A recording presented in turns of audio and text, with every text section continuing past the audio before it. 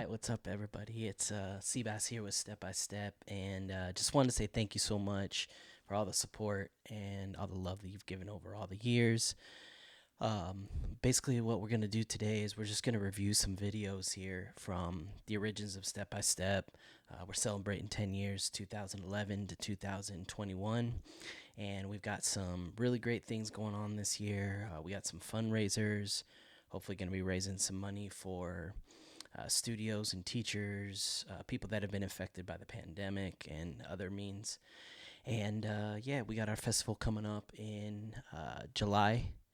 Just kidding, June 2021 in Las Vegas. So exhibitions, battles, food trucks, workshops, service project for the community there in Las Vegas. That's where we started, so it's been a blessing for us. So basically, just wanted to cover some of the origins of Step by Step. And back in February of 2011, I had this idea as I was going to travel from Phoenix, where I was living at the time, to Atlanta to audition for So You Think You Can Dance. I didn't want to go to LA, I wanted to try somewhere new. But along the way, I thought, man, it would be cool if I could interview different dancers along the way in different studios and raise some money for the Dizzy Feet Foundation, which was a foundation, So You Think You Can Dance. It's set up for underprivileged students to be able to have money to take classes anywhere in the U.S. And so I thought it would be great for me to audition, but also to give back. It's always kind of something I've been taught from my mom and from a lot of different examples. And so I wanted to be a little bit different in that way. So I didn't end up making it out to the audition, but I had started blogging uh, of different dancers, different friends of mine, just kind of telling their story on a blog. There was no YouTube yet. Dancer 21 was just my own, throwing random dance videos up. So eventually, uh, that at that time too, I was just going through really bad depression. I just lost my grandma. I lost my job in the same week, November of 2010, and so it was just hitting me then. And so I was just thinking, man, what can I do to get out of this? Dance and serving people was always at the forefront. So, anyways, uh, fast forward to May, June of 2011, and I got hired by and One Street Ball to go organize some and One Street Ball games around the world. And I was going to be living in Vegas and organizing these games, and didn't end up working out. But I was driving on the freeway at one point on the 215 there in Las Vegas for all my Vegas fam. And it just hit me like you got to get back to step by step. You got to tell people's story. You got to give your own unique perspective of the dance community. So it just kind of started from there. I started writing blogs about events, started doing videos so you think you can dance, started attending events there in the Las Vegas community. And I just wanted to give, again, a different perspective. At the time, there was Funked Up TV, there was Strife, and there was Yak, and obviously some others. But for years, I had been influenced by Style to Wolf. I'd been, which was a website before YouTube. I had been inspired by 1000 Poor 100, which was another site like Style to Wolf that was covering more of the European scene.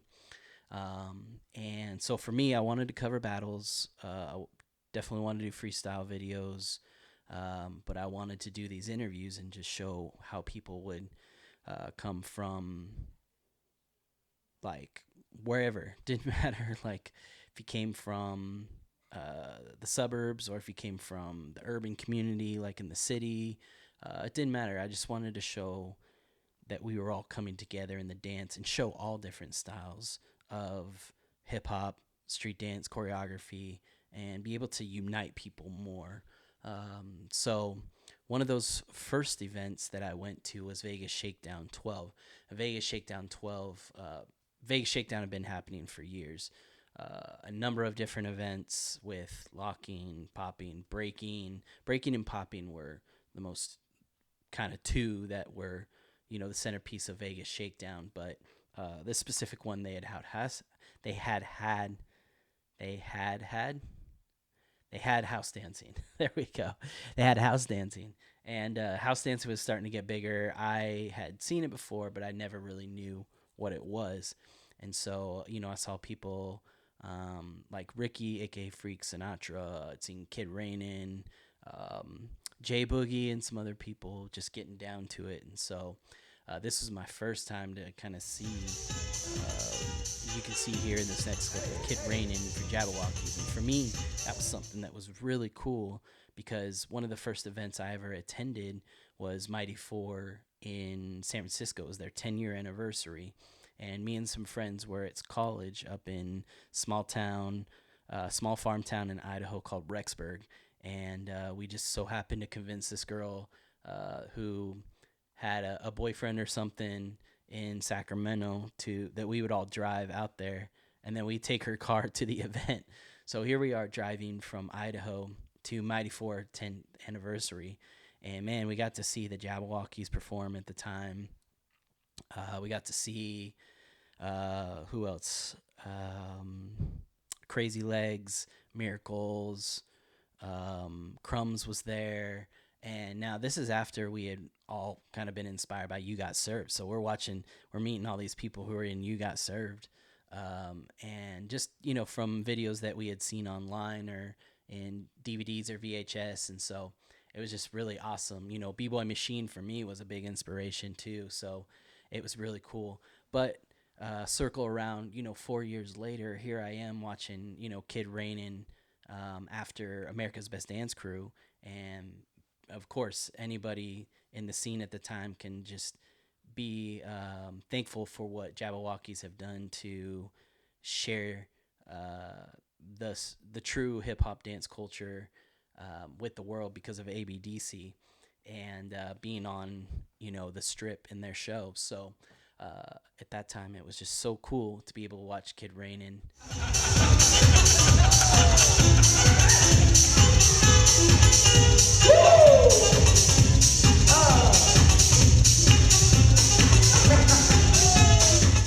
Yeah, so you can see like just the house dance, the early foundations, not necessarily foundations, but just foundations of it starting to get big, because house dance has been kind of underground for many years connected with the hip hop dance community, and you can see interviews with Buddha Stretch about that, and he talks about that. That's one of the other things is, we'll talk about here in a few minutes, but.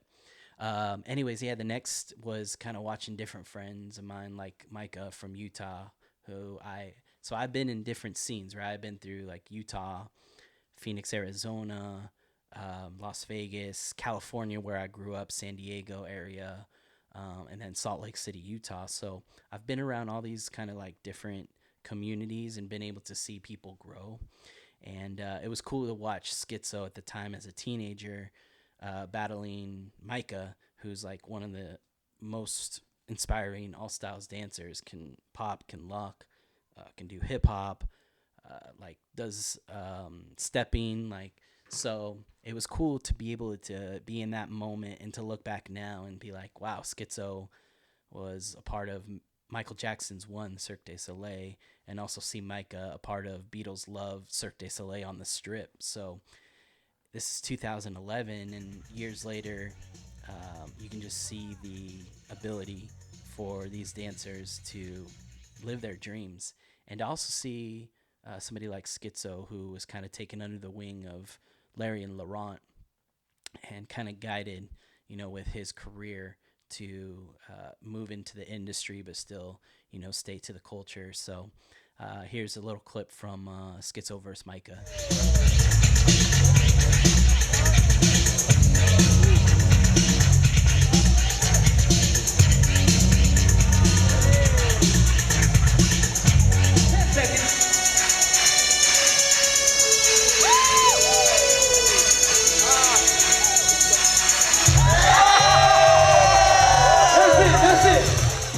And the next clip too is Poppin' John. Yeah, Poppin' John and Big Heartbreak getting down in a judges showcase. Again, Poppin' John, for me to be able to kind of see where he's taken his career and just how many he's inspired through World of Dance or just through his tutorials. A lot of these things too we were covering on the website. So I was interviewing and posting, hey, go to this event, check out these tutorials online. And Poppin John was one of those first ones to do tutorials online. And so filming him here was just such a cool opportunity because the next year he would have an event in El Paso that we were at. And here comes these OGs from Mexico and from Texas and just that area, as well as LA. OG Ace Rock was there, but it was just cool to kind of see the different influence of different communities and their OGs of people that helped pioneer again those communities to inspire dancers like Pop and John. And I can't necessarily say their name off the top of my head, but it was just really cool to see that. And the cool thing about that too was they had the event in a mall. So back in the day, a lot of us grew up in the parking lots. We grew up in the malls. We grew up at school dances and just wherever we could. People would be racing their cars, and so we'd be out there. Here's a mix of all the different elements of hip hop and culture. So for me, having a battle in a mall at that time was just like, man, this is so cool. The public gets to see, and it's like the old school movies, and you don't see that anymore.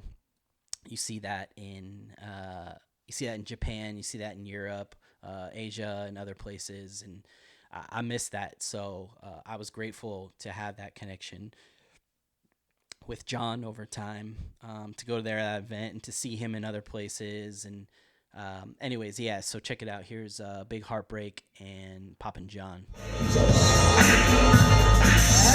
Here's a toast to the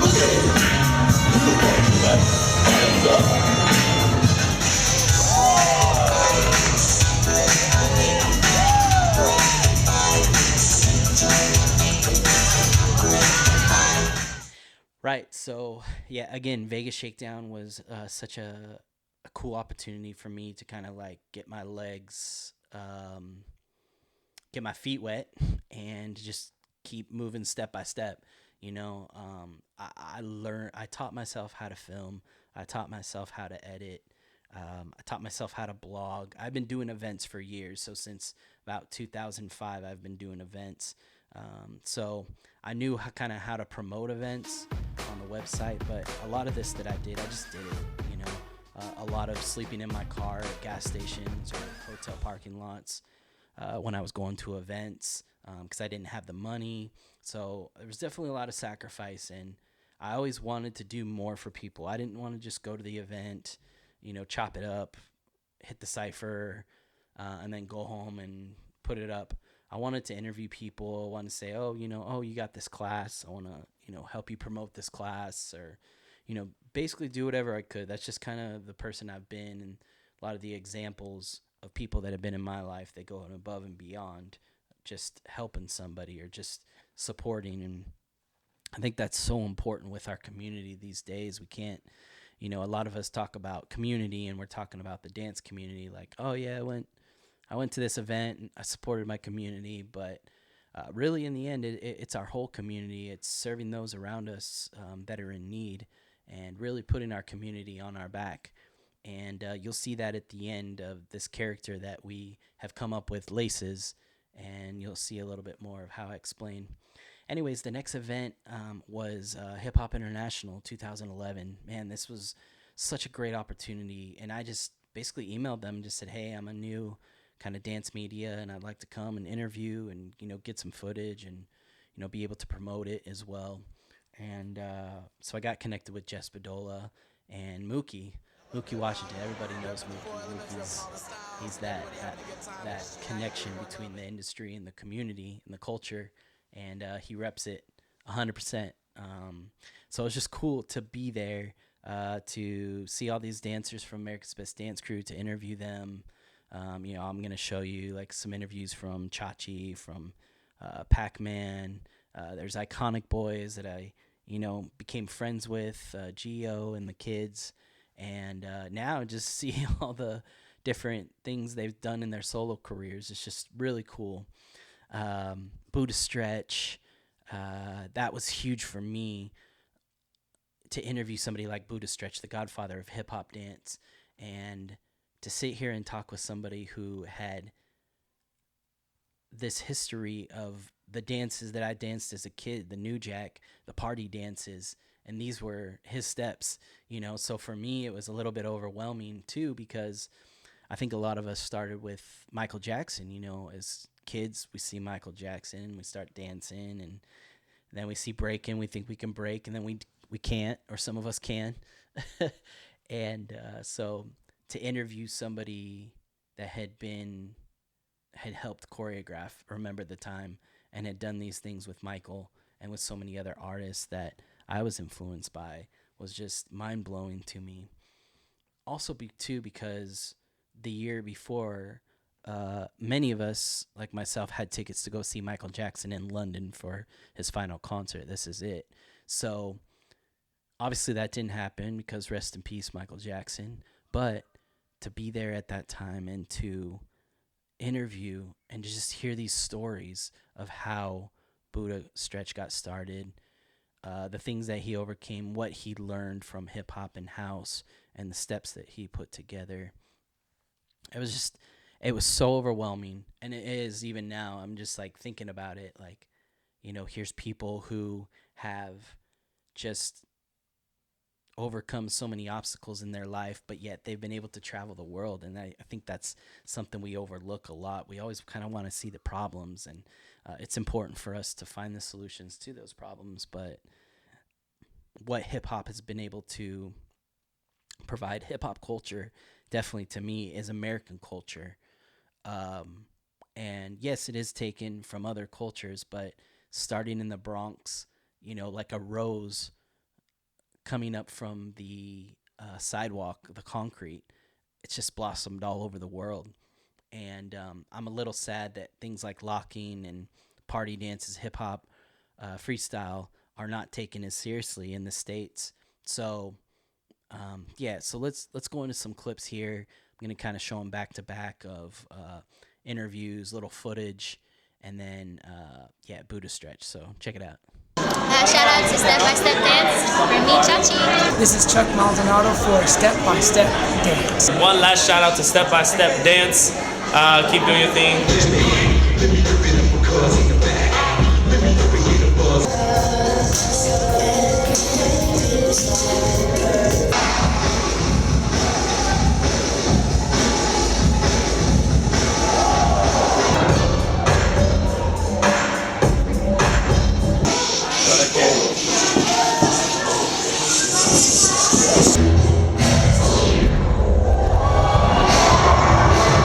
Remember, it's sacrifice. If you don't sacrifice anything, you're never going to get what you want. You can be good at a bunch of things, but literally you can only be great at one thing. So you have to sacrifice all. So what we did was we just started dancing. We just took every dance that we knew and just started, bugging out. We would. All right, yeah. Well, I hope you enjoyed that. I'm gonna kind of close this out right now, trying to keep it, because we're gonna do multiple episodes. We're just gonna kind of go through the timeline of step by step and tell you kind of some of the behind the scenes. But I'm definitely grateful again for all those people I met. I remember meeting Gutta.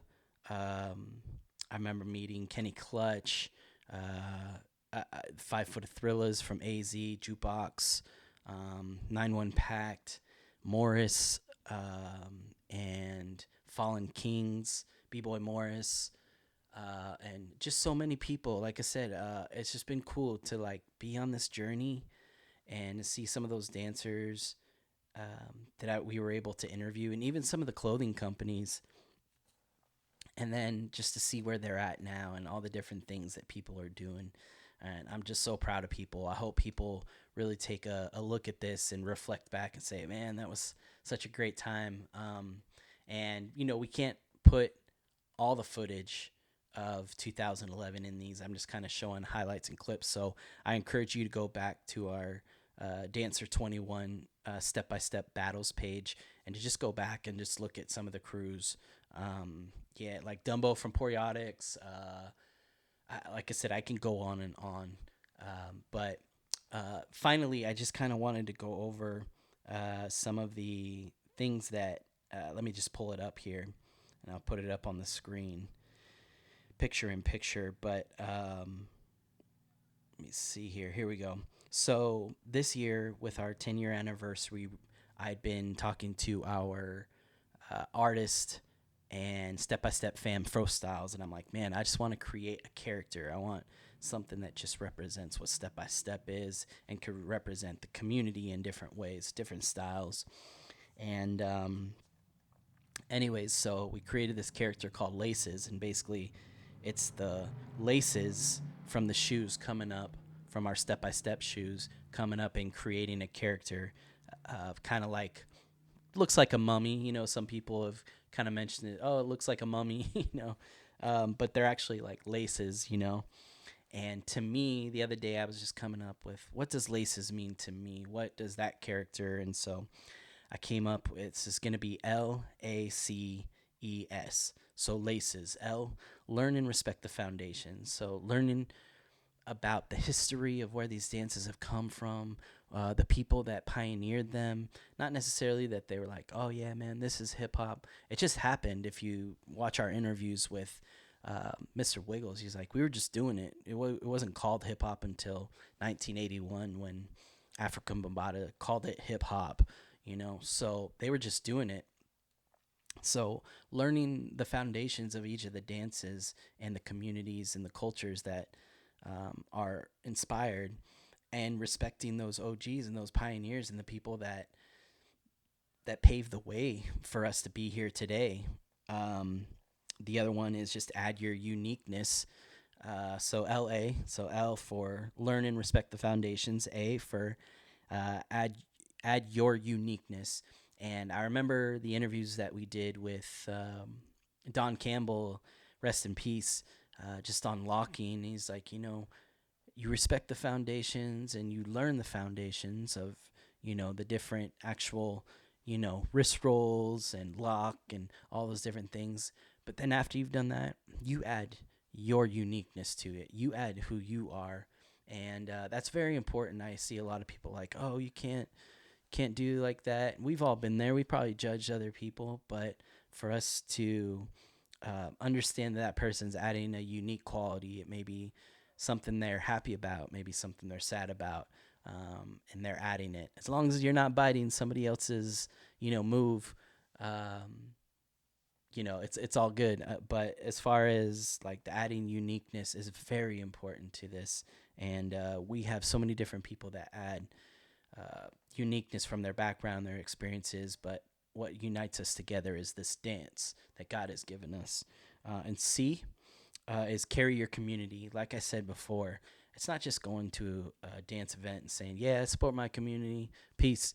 It's about, trying to find those different ways that you can add hope and joy and solutions to your community. And we all have, again, different experiences and different backgrounds, and maybe sometimes we always don't agree with each other, but as long as we respect that we're all here in this moment and that we can do certain things to carry our community. So if you come from New York, carry your community from New York to wherever you go. I've seen that with people like Gravity. I've seen that with people like Mr. Wiggles. I'm from San Diego. I carry San Diego on my back. I also carry Phoenix and or Arizona, Las Vegas, Utah, because these places that I've lived, and being able to add myself and help people around me and put them on my back and share their dance through step by step, it's very important to me. E is for educate and grow. So just like Polsky says, always a student for his clothing line and kind of his mantra. We're always students, no matter what. From the day we're born to the day we die, we're always learning. We're always gaining intelligence and finding good things that will inspire us, that will motivate us, that will help us to grow our potential and help others grow their potential. And when we take a step back, we take two steps forward, so step by step, that's really what it is. So educating yourself and growing in different areas of life. And that's something, too, we're going to be announcing in the next couple years. some opportunities for camps that we're going to be having here in southern Utah that are going to help people get educated, grow in their dance, have a good time, and it's going to be like nothing you've ever been involved with before. So we got a lot coming. And the last one is serve others in the process. Again, I kind of do this a lot in saying, like I said, carry your community service, but I, there's so many times during this whole 10 years that I've had people help me because I've, you know, wanted to help people so much and go above and beyond. It wasn't because I wanted to do, make money or whatever. Of course, it's important for us to all put food on the table and be able to, just do what we love and make money doing what we love without, taking apart the foundation of the culture. But I found that those times, like I said, when I was sleeping in my car, or if I'm at an event and they say, "Oh, yo, what are you doing?" Okay, yeah, let's go eat. And they say, "Oh, well, where are you sleeping?" I'm like, I'm sleeping in my car, to be honest. I don't have the money. And they, "Oh, come crash at my place. Come do this." Or being able to interview and connect with people for my own dance throughout this process. Because I don't share my dance a lot at all, really, on Step by Step. I'm in the ciphers, and I will at times and stuff put them up on the channel. But I'm kind of a late bloomer in terms of like getting involved with the dance culture and community. But I've been able to do music videos. I've been able to tour around cities and colleges with my crew, Body Poets. I've been able to do a TV show, and that's because I was there interviewing Omid from Body Poets, and we connected. And then eventually he wanted me to get down with the crew. So the more you serve, the more I know and how I feel that those things will happen in your life. It's just, whether you believe in God, and that, the more you do for others and the more which is you helping others is helping our Father in heaven. Or if you believe in, good karma, like what goes around comes around. So the more good you do, the more good comes back to you. Either way, it's just all about improving. And even those times when we make mistakes and we fail, we get back up and we keep going and we keep moving forward step by step. So that's what LACE is to me. L for learn and respect your foundations. A for add your uniqueness. C for carry your community. E for educate and grow. And S for serving others in the community. So we're going to have more. This video's gone a little bit long, but I wanted to make it that way so that I can explain a little bit of step by step and just the process of what we've been able to do and what we're going to do here in the future. I'm thankful so much for so many who have shared videos or shared events or, been respectful to me. And I just miss everybody. I miss getting in the cypher. I miss filming and just covering the good things about each other and the things that we have in common. And I know it's hard to maybe look at the world right now and see that we have all these issues and these problems, but have hope, have faith, keep moving forward step by step. Even if it's a small step, it doesn't matter. What you accomplish today is what you accomplish today. Go to bed and be grateful, wake up tomorrow and do your best again. So Seabass was Step by Step. Thank you so much, and we'll be back soon. Peace.